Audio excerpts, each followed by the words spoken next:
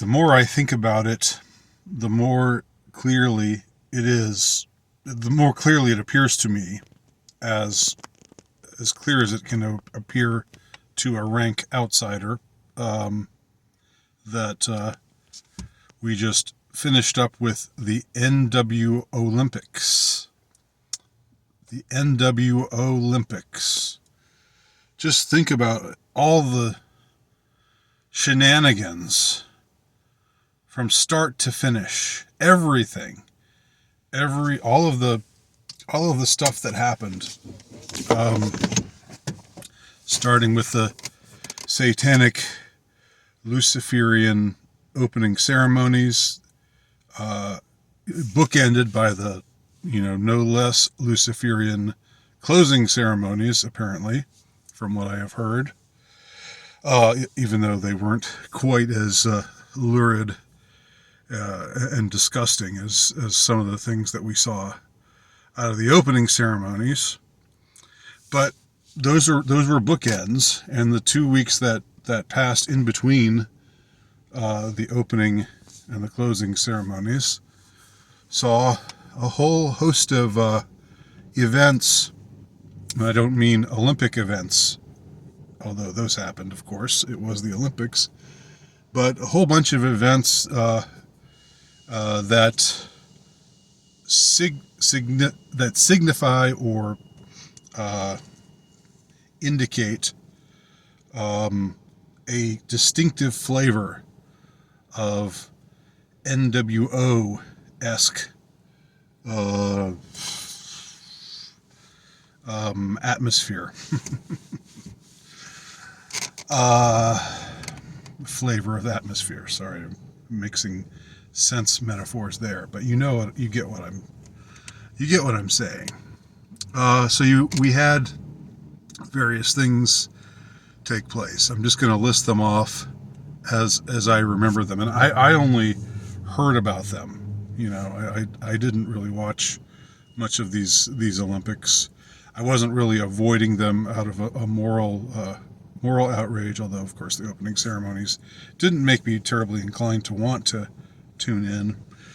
But if it had been on, I probably would have watched it more. If I had been in a household where somebody had it on, I might have watched some events.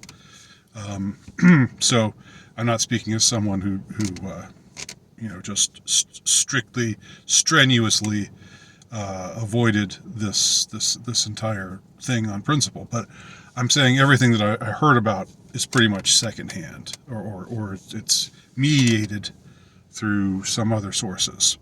So you had swimmers swimming in shit water. I mean, they forced them to swim in the Seine, which is filthy, and they were passing out, they were getting hospitalized, they were vomiting, they were chugging Coke, they were chugging Coca-Cola. I don't understand that bit. Maybe somebody out there can explain it, but it was supposedly as they were preparing to do this portion of the swimming race, which involved swimming in this filthy river. They were chugging Coca-Cola because that was going to somehow offset the shit water that they were going to, because every time you swim, you swallow a little bit of water. It happens. It can't be helped. And there's all kinds of bacteria in that filthy river that they ended up ingesting. And we saw, and they made them do it. Some athletes opted out of it. Some athletes said, no, I'd rather not.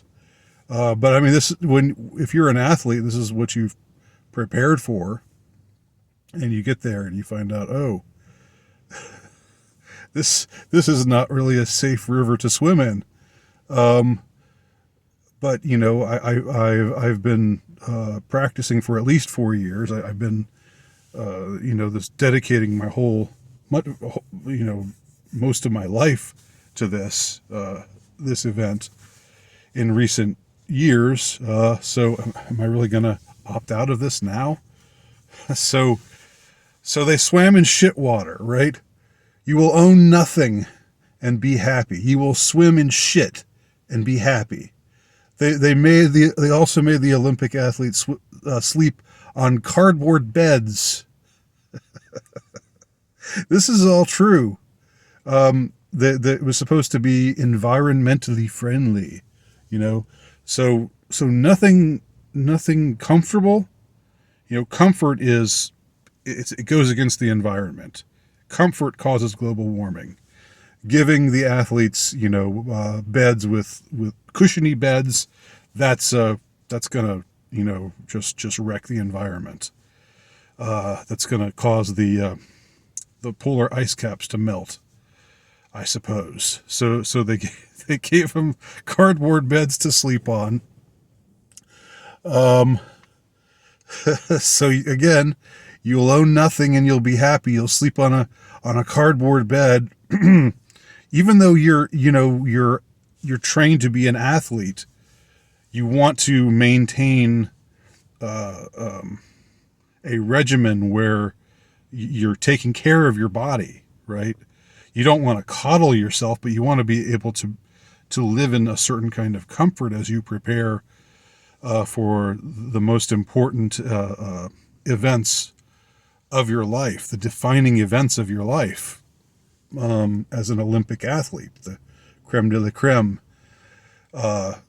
Australian breakdancing accepted, which we'll also get to. There were reports of the food that they gave them being infested with worms. Athletes complained about this. I mean, what kind of food? Again, you invite the athletes, the Olympic athletes, to this ultimate event, in the grand city of Paris, the city of lights. Ooh la la! You expect that you're going to be.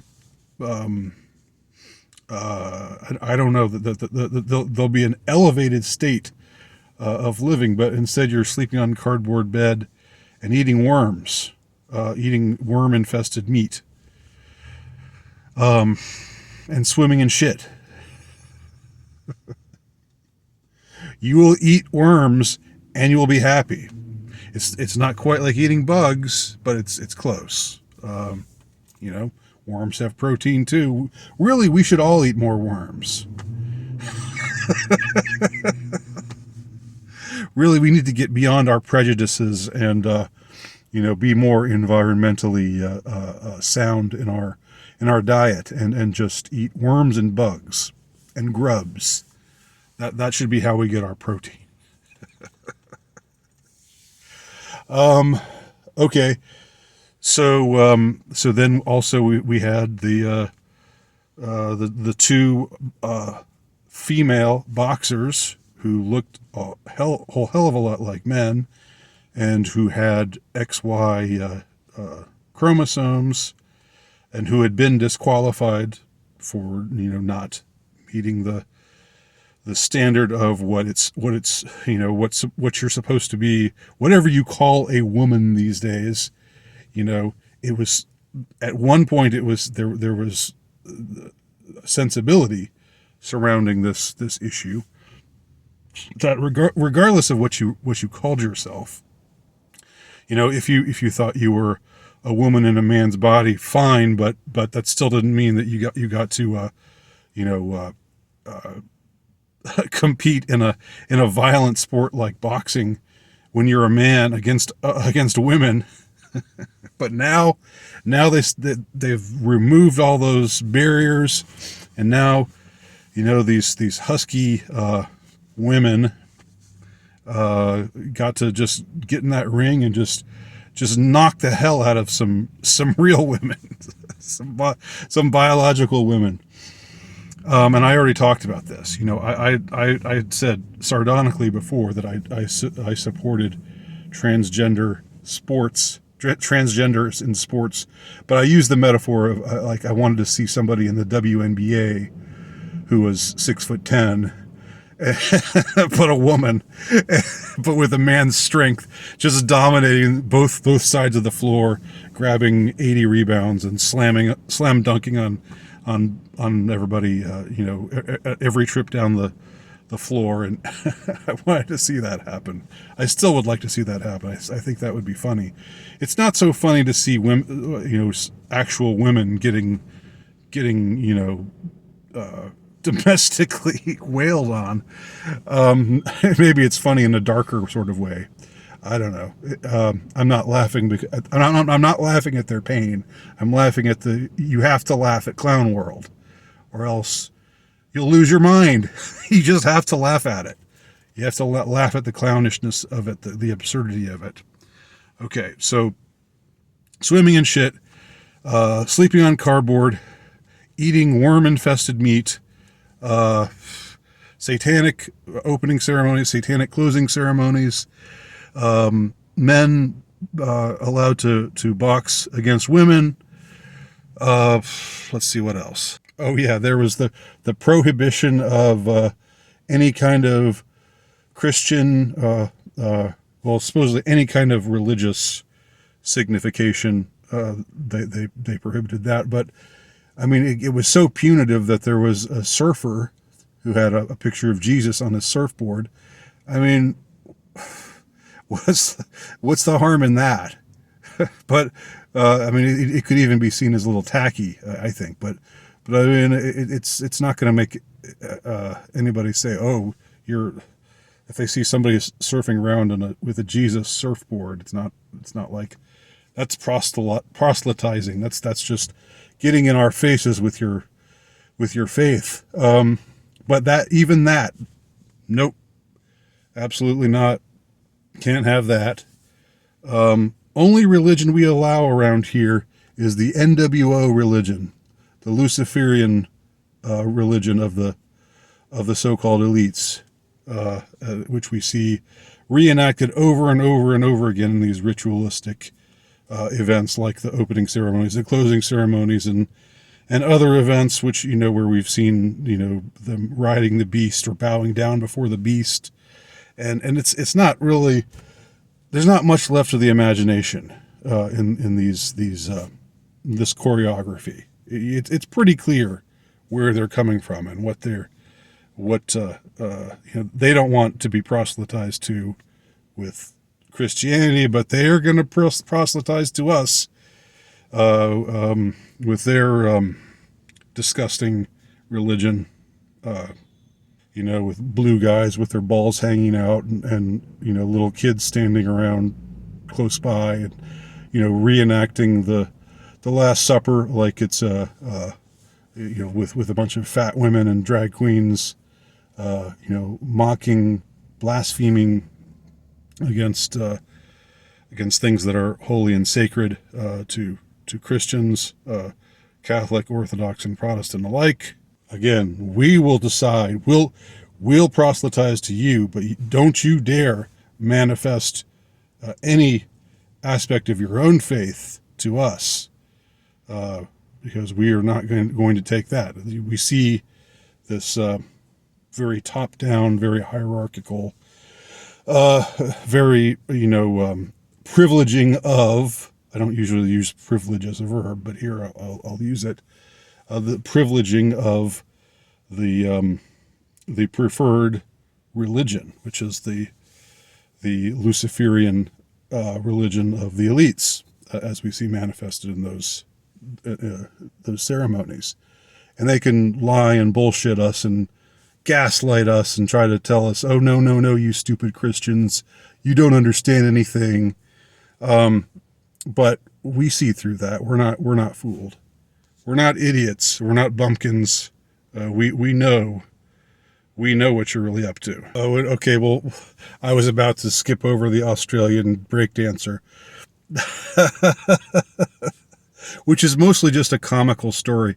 I wish we could just laugh at a story and have the laughter be the end of it. But in our day and age, of course, you can't ever laugh at anything that they don't tell us it's okay. It's unless from on high they tell us from on high, which really means on low, because that's what they really are. They're from down. What they worship, who they worship, is down, not up. If you catch my drift. But if it's not approved to laugh at something, then laughter is just such a gauche thing to do, such an ignorant and bigoted thing to do. So having some lady who can't dance become an Olympic athlete and dance in a way, in a way that I could have done that. I mean, I'm a 53-year-old man. I could have done most of those moves, and people would say that I looked like that I looked like an idiot, because I would. She's a 36-year-old woman. She obviously does not have dancing talent, but they still put her out there. They put her out there, and now we're just supposed to approve of it. We're just supposed to think, oh, well, there's different ways of dancing, and there's like, what is talent really? So then the spokeswoman for Australia's Olympic team, runs to her defense and says, "Did you know that a few years ago she was in a room crying because she was in a male-dominated sport? Don't you feel bad now that you're laughing at her?" And then she even cries a few little tears, like I'm just all those bigoted people, all those awful, misogynists out there. It's just making me tear up a little bit. She dares to lecture us. They lecture us. These nincompoops have the gall to lecture us about how we're not laughing appropriately. It's not how we shouldn't laugh at this woman who's making a jackass out of herself, who's supposed to be an Olympic athlete, who clearly has no talent for the event that she's participating in. We're not supposed to laugh at that because she's a woman. We do not laugh at women ever, unless it's Melania Trump or some woman who's beyond the pale, and then we can laugh at them and call them all kinds of names. But when it's a woman that's on our side, and this woman is apparently some gender studies professor or something like that, so she's on the right side according to our renowned elites. No, cannot laugh. Do not laugh. You're a bad person if you laugh. So, there you have it, the NWO-lympics. Did I miss anything? Let me know if there was anything else that had happened that I should have talked about, but neglected to do so. Thanks for watching.